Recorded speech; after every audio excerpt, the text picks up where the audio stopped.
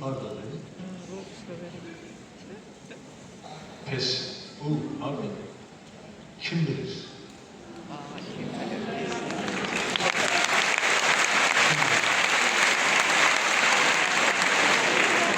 Mahnılarının hamısına klipləri elə dostların özü çəkirlər. Dostların klipləri çəkir və özləri də çəkilir kliplər. Çoxları həqiqətən mən düşünürəm ki, çox yaxşı xatırlayırlar. Dostum Elxan Cəfərovun çəkdiyi Kim Bilir klipini. Deməli, orada əsas qəhrəman, klipin əsas qəhrəmanı Rafiq idi, o ruh kimi dolaşırdı. Öz yaz məclisinə gəlir, ruh kimi dolaşır. O Rafiqin oyunundakı o səmimiyyət çox təsirli idi, hamıya çox təsir edirdi. Elə bir mahnı hamının dərdini dilə getirirdi. Belə olaraq, sən həyatdasan, sağsan, amma dillər arasında yox kimisən. Məsələ təkcə onda deyil ki, məsələn, o insan vəfat edəndə ruhu gəlir, dolaşır, görmürük, bu öz yerində. Amma həyatda çox insanlar var ki, çox gözəl, saf adamlar, onları görmürlər. Amma hiss eləmirlər, onları anlamırlar. Qəlblərinin ağrısını duymurlar, görmürlər. Rafi də o şəxslərdən idi ki, Allah qismət elədi, elə bil onun üçün göndərilmişdi o mahnı. Rəvan Habiloğlu'nun oğlu mahnını yazmışdı və sonra Allah bilir qismət elədi ki, o Rafi orada onu oynadı. Həqiqətən də öz saflığını, öz gözəlliyini, orada mərdliyini, səmimiliyini göstərdi və ona görə də sevildi, çox sevildi və